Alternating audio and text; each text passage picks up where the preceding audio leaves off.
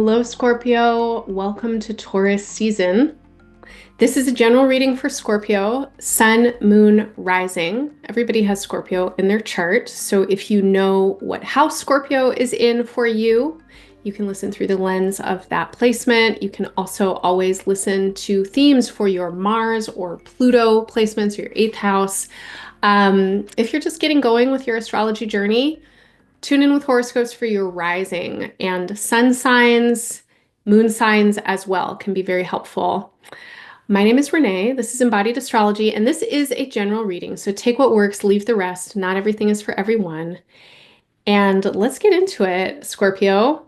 It's Taurus season. That means that it is halfway around the year from Scorpio season. Taurus is your opposite sign, and that means that it's also an important part of you. The way that astrology works is through polarity and opposition, and no sign is complete without its opposite. So where Scorpio is representative of the depth and the darkness and the processes that kind of undo, Taurus is representative of the life and the light and processes that bring into form. In the chart setup for Scorpio, Taurus as your opposite sign takes the place of your mirror, your reflection, and this is other people. This specifically has to do with your one-on-one relationships and important and committed partnerships. That can include, for sure, romantic life partners, spouses, best friends, business partners, definitely, but also this interesting class of people astrologers talk about called your open enemies. The kids these days might call them your frenemies. But it's people where maybe the relationship is not one that is loving or easy or romantic or friendly, but you're in it anyway, and there's some kind of commitment or contract. And then commitments and contracts in general are themes in this part of your chart. Now, the most notable thing for me right off the bat is that in Taurus season in 2025, there is a exceptional circumstance with the outer planet Uranus. And this is the last year since 2018 that the sun will conjoin Uranus in Taurus. Uranus has an 84-year orbit around the sun. And most likely that means that this is the first time in your life that Uranus has been in Taurus, in your opposite sign. And it is highly possible that this is the last time in your life that that will happen. So for a lot of folks, this is a once in a lifetime experience. And to have Uranus transiting your opposite sign is a vibe. What is the vibe? The vibe is change. The vibe is disruption. It's innovation. It's invention. It's upheaval. It's awakening. Uranian energy is about breakthroughs and breakups with the status quo. Taurus and Scorpio are both signs that they don't like to change quickly. Scorpio is not afraid of change in the way that Taurus can be. But both Scorpio and Taurus as energies are on what's called the fixed cross. And so they are considered to be stubborn. They can spend a long time in a particular state. And especially for Scorpio risings, but I would imagine that for a lot of Scorpio suns and moons, this is also true. Scorpio Venus, if you have it. Relationships, like, you're not casual about them. How else do I say it? It's like they're like when you get into things, you're in them. And for some of you, this means like you have a lot of loyalty and long-term commitment. For some of you, this means it like takes you over. It's very passionate. It can feel really intense. To have Taurus holding the place of your seventh house traditionally would convey a deep sense of loyalty. And, like if you're in a thing, you're in a thing. In 2018, when Uranus entered Taurus, things got shook up. And since then, things have been shaking. Um, Relationships have needed to change. Sometimes they change because you needed them to change. You made them change. Sometimes they changed and you didn't want them to change, but guess what? That's what was on the menu. You have been doing it differently in your relationships. You've been really trying to show up differently. You have been innovating, you've been experimenting, you have been breaking with the status quo. And then you've been meeting people who are different. They're different than the people you used to be attracted to or attract into your life. Maybe some of you have been meeting people who are disruptors, they are radicals, they are rebellious, or maybe they're none of those things, but it feels that way because of how they are to what feels normal to you. So in 2025, we'll have a little bit of a completion of this chapter. Now, Uranus is still transiting Taurus until early 2026, but it will move into the next sign, into Gemini, in July of 2025, and then it will retrograde back into the late degrees of Taurus later in the year, and then finally move into Gemini, I think in February of 2026. Now, this is something that I talk to you a lot about in your 2025 year ahead reading. There's tons of information in that reading. We really go through the whole year. I give you lots of astro data and all kinds of interpretations and suggestions. So if you want more, check that out. You can find the link in the show notes. But for Taurus season in 2025, it does feel like a lot of you need to, it's like, I want to say, take stock of how you have grown in the last 7 years and recognize for yourself how you have changed.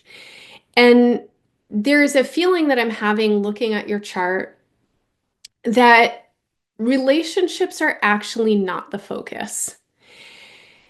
The feeling that's coming in for me has to do with the poignancy and the depth that Scorpio, I think, can often give relationships. A lot of you feel things really deeply. You bond intensely when you bond. A lot of you are incredibly loyal. And I don't know, the feeling that I'm having just kind of tuning in with your chart is this sensation of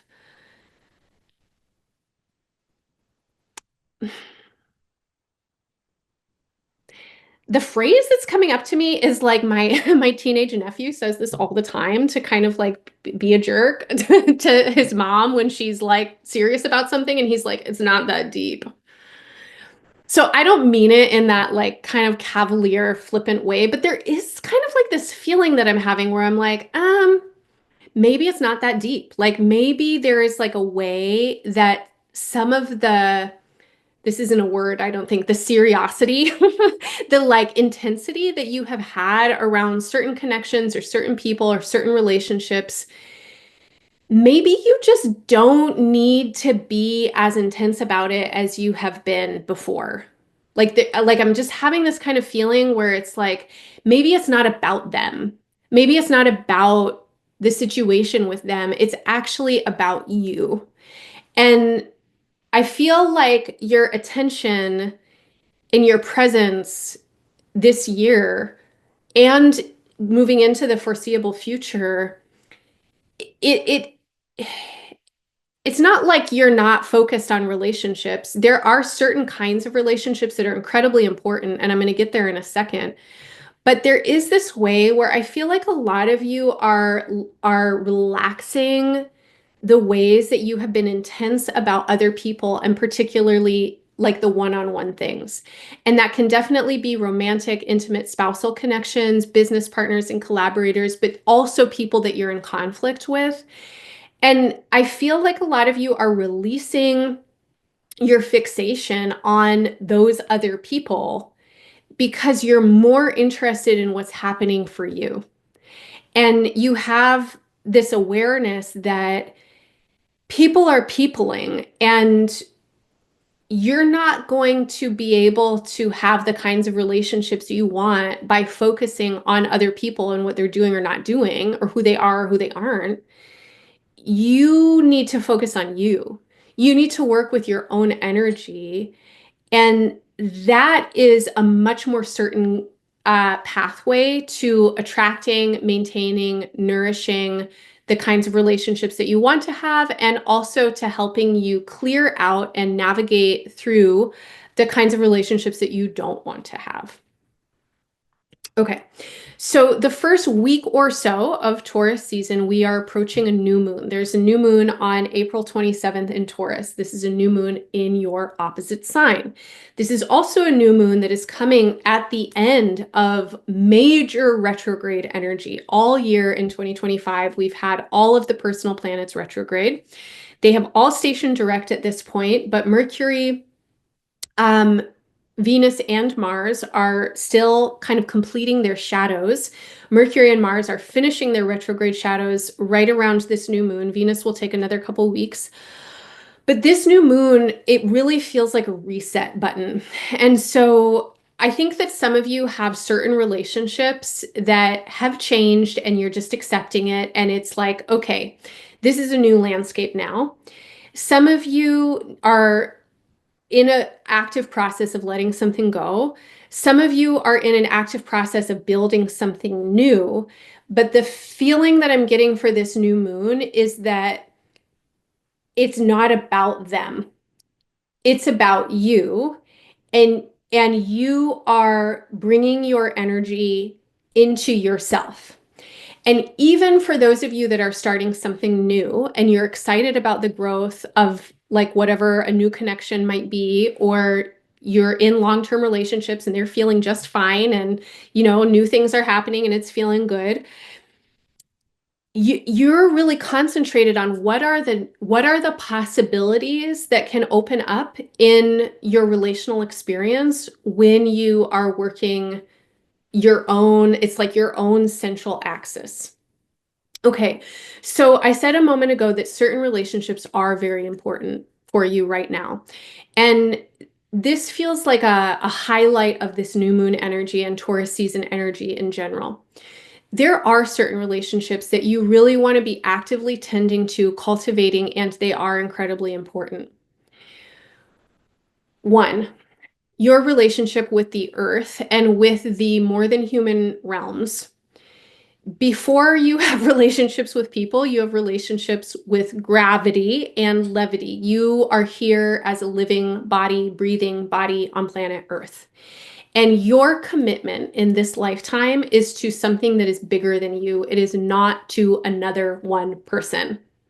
You might be happily married for X amount of years, and that's your soulmate and partner, and you may have taken a vow to be committed to them in certain ways, but your ultimate priority and life commitment is not to another person. It is to you, it's to your own spirit, it's to your own existence, and you exist here because of the generosity of earth and sky. You exist here as a channel and a vessel for spirit to move through. So number one, important relationship to be attending to is with your connection to earth and with the way that your spirit can travel through that connection. Two, community, family. Who are you here with? What makes life possible for you right now? None of us exist in a vacuum. Even if you're totally isolated out in the middle of who knows where, not in contact with other people, yet somehow still accessing this horoscope, you are in relationship with plants, with animals, with insects. You rely on them. Somehow you get food to eat. Somehow you got this horoscope. It's like, who are you in relationship with in a day-to-day kind of way? And extrapolate from there into whatever conception of family and community you have, whatever those words might mean to you in a very realistic, right now kind of way. Family is a word that not everybody has a good experience with. Community, similarly. Yet, you are situated wherever you are in some kind of way that is bringing you into regular contact with certain people, certain places, certain rhythms. Who are those people, and how can you start to attend to those relationships more conscientiously in a way that can help them grow in good ways. And so this feels totally not glamorous. This feels like starting to just say hello to the person that's at the coffee shop, get to know your person that delivers your mail, like who are the people who live in your neighborhood? Who's around you right now? And if you're a person who lives in a place where you are sharing space, and that could be housemates, it could be people who live in your apartment building or live in your neighborhood, um, of course, family members, how can you attend to those relationships by taking care of yourself better? And what do I mean by that? It's like, okay, the feeling that I have is that you want to pay attention to the ways that people are taking care of each other all the time, sometimes without being conscious of it at all. So the person who delivers your mail is just doing their job, but they're also delivering you your mail. So to be able to like get to know their name, say hello to them, that is building a connection, it's building a bond, it's building some familiarity, and it's also taking care of you in your environment and regularity, because in that bond and familiarity with the person who delivers your mail, you are like more situated in place. So the more that you can like take care of the connections around you, the more you have a web, like you have some connections that like help you know where you are. And this feels important right now. 3, creative collaborators. Pay attention to them. These are people who inspire you, who motivate you, who you can play with. Are there relationships in your life that some of them could feel romantic, but we're not really thinking about necessarily partnering in the like status quo of partners way. We are really thinking about the third thing that happens between people. So if there are any people in your life right now where you feel like, oh my gosh, we're creating something together and this is exciting, focus on the creativity and allow yourself to be really nourished by that creativity. Allow yourself to feel playful and fun and inspired and motivated. And in a similar way as paying attention to the environment around you, this also starts to nourish you and regenerate you. 4, if you are a parent, okay, if you have kids, now is a time when your attention really does go to your children. Um, Similar with your creative projects, your creative babies, right? That could be a place for your focus and attention. So if you don't have children, then everything that I'm saying for kids, you could also apply to any passion projects or hobbies or whatever makes you happy. For those of you with kids, there's the feeling that I have is that you're in a really kind of interesting space of needing to pull back a little bit so that you can give them more. And this sensation, I think, is knowing your own limitations and boundaries and being able to be accountable to that. You don't want to overwhelm them with your input. You are really needing to kind of like be in your own space and take care of your own needs and help them take care of their own needs. Depending on how old your kids are, if they're very young, there's something that I'm getting here about trusting them to be in their own process and kind of like giving them the guidance that they need to make their own mistakes, really, and then learn from those mistakes, but also being present inside of that, but not thinking that you can control things for them. There's a feeling of kind of like letting them need to kind of like figure it out. If you have teenagers or older children, young adult children, the feeling here is actually very similar, but definitely it feels like maybe for some of you some higher stakes. And so the feeling here is like you need to have a clear container around what you can give and what you can't give. And it is not your responsibility to fix their life for them or to figure everything out for them. And you really, it's like you're focusing right now on how to have as much integrity and responsibility as you possibly can. And in that, what you are doing is you are giving to them their own creative agency.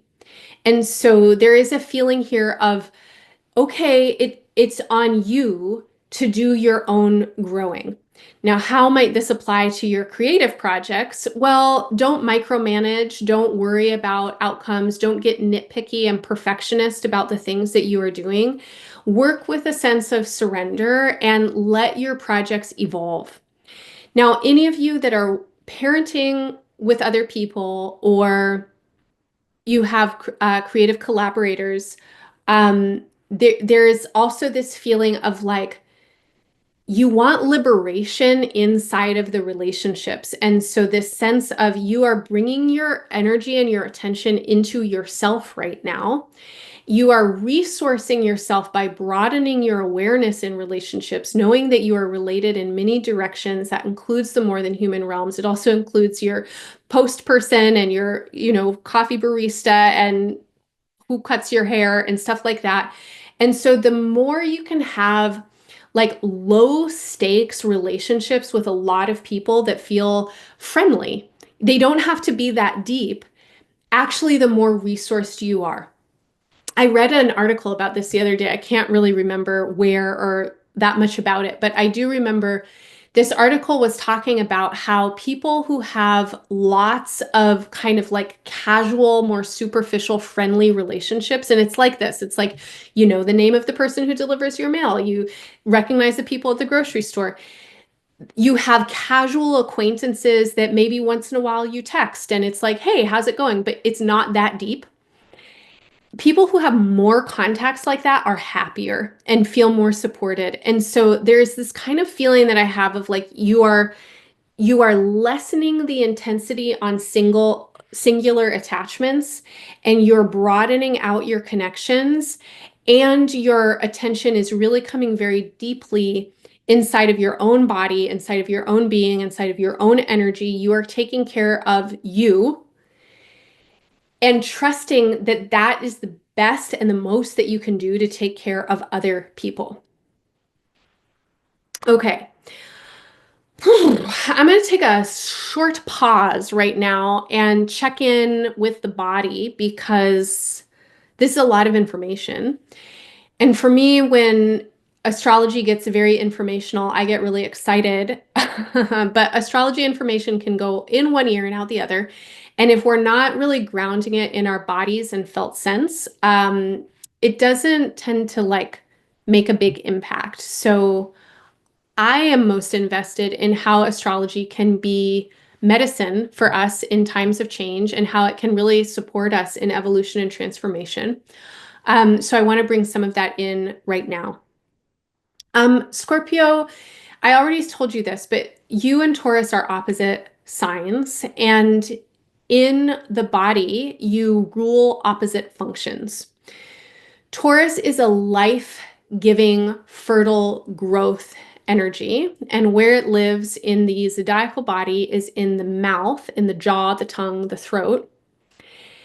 This, of course, is the place where we consume nourishment into our bodies, and it's also where we give voice to that which we want to manifest. And, like the Bible said it or something, it's like first there was the voice and then creation came. That's not how it's, whatever. You get the point, right? It's like we vocalize, and that is the first step to manifesting. When we can articulate something, we speak it into being. And when we nourish ourselves, then we bring our bodies into being. That's Taurus energy. Scorpio energy lives in the pelvis, in the womb, in the organs of reproduction and elimination, in the internal organs. And so the relationship between Taurus and Scorpio is a relationship between consumption and elimination, procreation and generation and regeneration.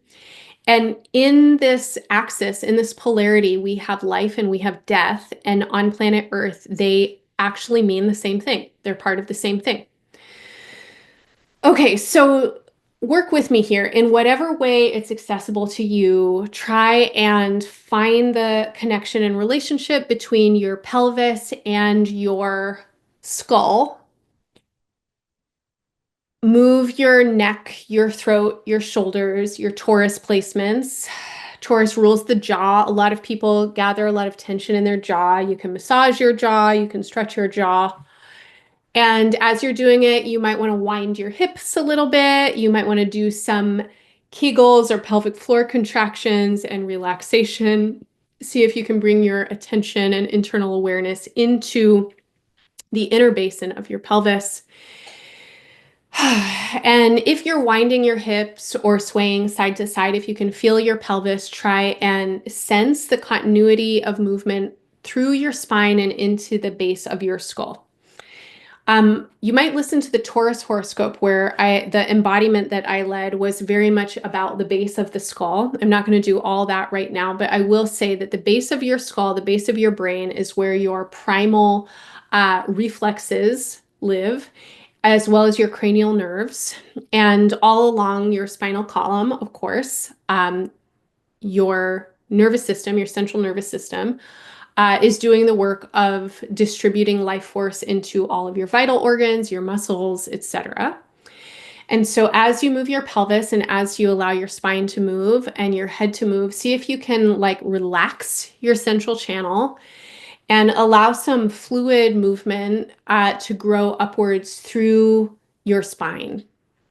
And as you move or breathe or bring attention in whatever way is accessible to you right now, let's call in one of the archetypal animals that is related to Scorpio, which is the serpent. And you might be familiar with the concept or the esoteric archetype of Kundalini. And this is life force, eros energy, sometimes envisioned as two snakes coiled at the bottom of the spine, spiraling up, crisscrossing around the centers of energy that in some systems are represented by the chakras, in other systems are represented by nerve plexes in the body. And this vital energy that is coiled in the base of the spine when it is awakened can ascend all the way up into the head and the brain and then up through the crown. And when this energy is awakened, there is a continuous pathway and a circuit that gets formed between earth and sky, and between the kind of base mechanisms of the body, the more animal instincts and primal intuitions or intelligences of the body, and what we might call our highest self and spiritual evolution and connection with the great beyond. What I am really feeling so strongly in your chart right now is the need for you to connect with your vital essence, with your creative essence. And this is deeply your spiritual, energetic essence. This is very much your central axis and the orientation of your own empowerment and power, your entitlement to power as a living, breathing being on planet Earth. Again, you are a channel, you are a conduit, you are a vessel for life force to be moving through. So as you move your spine, breathe into your belly, unclench your jaw, relax your pelvic floor, try and wiggle your tailbone a little bit. And remember, Scorpio, that you are part of something much, much bigger and vaster than any singular relationship, than any particular identity, than any job. You are here on a spiritual journey and mission, and you are experiencing an energetic evolution in this lifetime.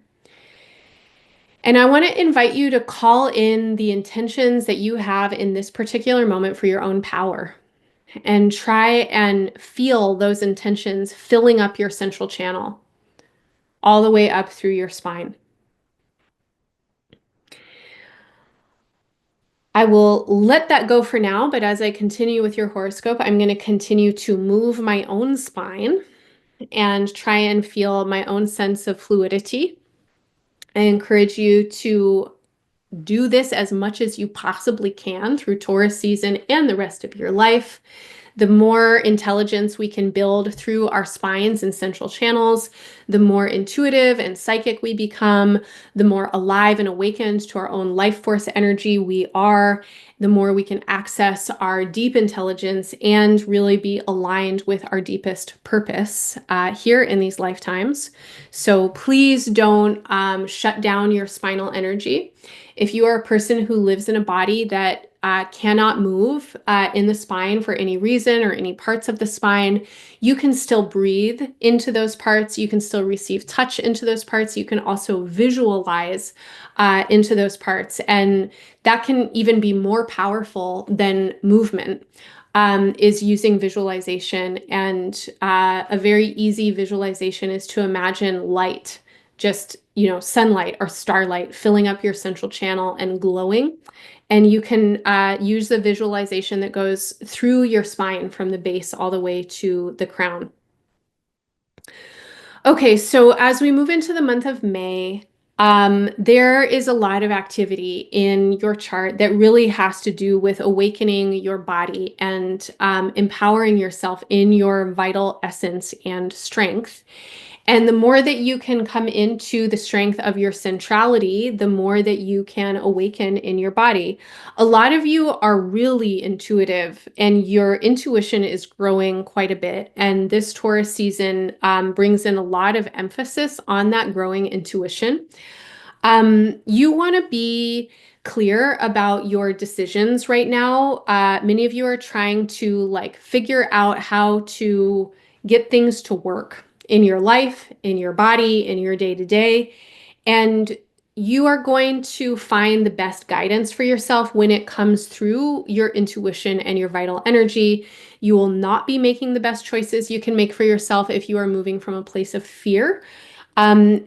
How you want to move through fear is by connecting with your central life force and by reminding yourself that this is a fleeting opportunity to be here in this body, connecting in this way. It is not meant to last forever. You can pray to angels, guides, guardians, ancestors, the divine, however you name God for yourself, goddess, divine being, creator, and ask for courage, ask for strength to help you meet the challenges of your life right now. I really feel like a lot of you are deeply empowering yourselves, and you are empowering yourselves in a lot of the ways that I'm already talking about. It's like you are connecting vast and deep. You are tuning in with your central life force. You are tuning in with your spiritual mission. You are letting go of particular attachments to particular people, and that is helping you let it go of scarcity mindset and fear. And you're making some decisions. And I think that the decisions that you're making right now are powerful decisions, and they want to be made from a place of personal empowerment. So however you can help yourself access that empowerment, please do it. And I feel that for a lot of you, it is about really listening to your internal guidance and getting in touch with your inner strength. May 12th, there is a full moon in your sign. So the full moon at 22 degrees of Scorpio is getting aspected on the fixed cross by Mercury in Taurus, by Mars in Leo, by Pluto in Aquarius. The fixed cross is really active for the rest of Taurus season. And on May 17th, the sun will make its last conjunction with Uranus for 80 something years. And this is the same day that Mercury is squaring your planetary ruler Mars, and Mars is transiting up at the top of your chart. And so the feeling that I have for you, Scorpio, ultimately is that you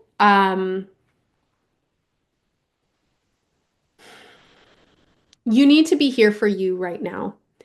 And as much as particular people or relationships want attention, or you have deep feelings or concerns, or there's attachment,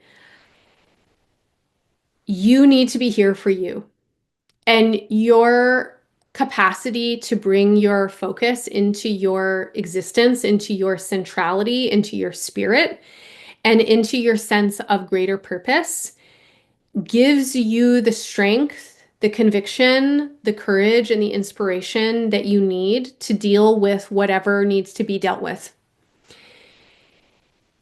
If you find that your relationships on any level are asking you to leave this space of central coordination, um, I don't think you're willing to do it. I just don't feel like you're willing to do it. You're not willing to give your power away. You're not willing to run after people. You're not willing to be manipulated. And you can't be trying to get that from anybody else. Be in your power right now. How are you going to be in your power? By connecting with it. It is always here for you. It is constantly moving through your body in this life between earth and sky. Every single breath is you getting to access your own power. This is your creative power, your generative power, your inspiration power. Trust in that. Trust that the right people will find you at the right times. If it's not for you, it's not going to be for you. If people are leaving, if you're not interested anymore, it's okay. It's because someone else or something else needs to come through. I feel like a lot of you are just focused and in some way kind of internally quiet, and you really need to focus and need to anchor in this quietude because there's a lot that you are creating. And what you are creating is nothing less than your life. You are creating your life. And that wants to be your number one priority right now. And when you take care of it, you will, by necessity, be taking care of everything and everyone else as best as you can. Okay, Scorpio. I hope any or all of that feels helpful. I'm going to leave it there. If this horoscope does feel helpful for you, please let me know in the comments what resonates for you. If you love this work, subscribe to the channel, please. It really does help the channel grow. And the number one way to help it grow is to share it. So if there's someone in your life that would benefit from one of these readings, please send them their sign. If you are able to make a one-time or recurring donation, I'm so grateful. These readings are free, and your support allows me to continue offering them for free. On April 27th, I'm going to be having a live conversation on Zoom that is all about relationships, breakups, makeups, and accountability, and really tuning in with our bodies and with astrology for support. And so if you're interested in that, my conversation with Care on the new moon on April 27th, you can find the link in the show notes, and you'll also find the links to a lot of other things that embodied astrology does. We have classes, we have workshops, we have community spaces and study groups. We are a place where experimental astrological play happens. We're a low stakes learning community, and we really try and work with astrology as a means for self-empowerment and collective intelligence and liberation. And if that sounds like something you want, check us out. And finally, if you enjoy the somatic aspect of embodied astrology, come hang out with me on a Monday, every Monday from 8 to 9:30 a.m. Pacific, or at any time by recording. I am in somatic space, and this is a weekly practice of tuning in with the astrology of the week ahead through movement, through meditation, guided visualization, and connection. We would love to have you there. Scorpio, I'm wishing you all the best in Taurus season and beyond. Lots of love. Bye for now.